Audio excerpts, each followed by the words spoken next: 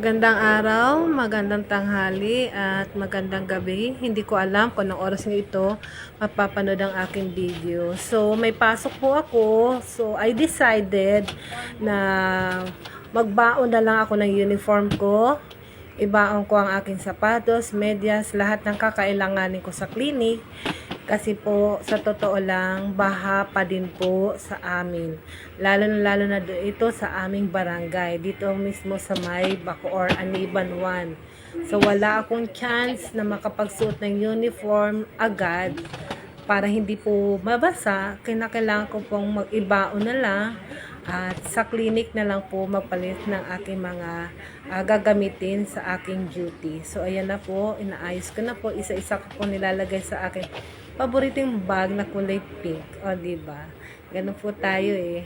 So, ayan po. Pati susuotin ko pambasa na pang-alis ko ay aking inihahanda.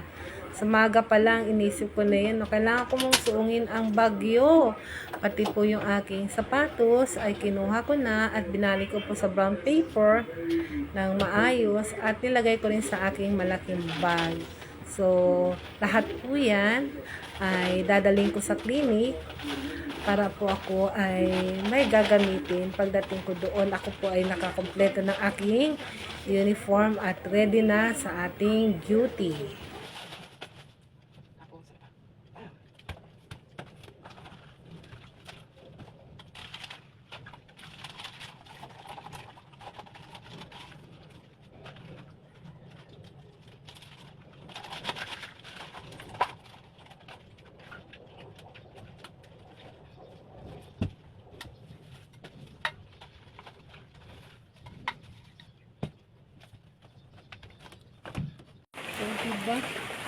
So, ito yung harap ng aming bahay. So, ayun o. Mula dulo na yan, ma'am, sir, at sister Aka, ang aming baha. So, yan. Talagang tinignan ko maiging paano ako lulusong dyan, mga kabayas.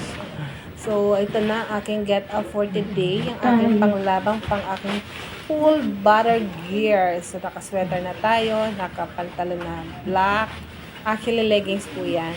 So, ayan, sinukat ko yung aking hood. Ayan, di ako mababasa niyan. So, ganyan ang ating get up. O, diba? Despite na bad weather, kailangan hanapin natin ng magandang dahilan para tayo ay makalabas upang makapasok. So, ayan ang labasan na namin. Ayan na po yung aking lalakaran. Dahan-dahan lang. Hindi po ako nagmamadali. I see to it na bawat hakbang ko ay sigurado ako kasi mahirap pong magkamali. Pwede po tayong madulas o pwede tayong makaapak ng batong hindi natin nakikita at doon po tayo madapa sa baha. So, diba? So, dahan-dahan lang. So, marami pa naman akong time.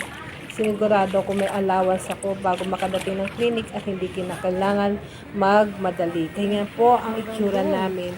Halos mag-iisang linggo na po kaming ganyan.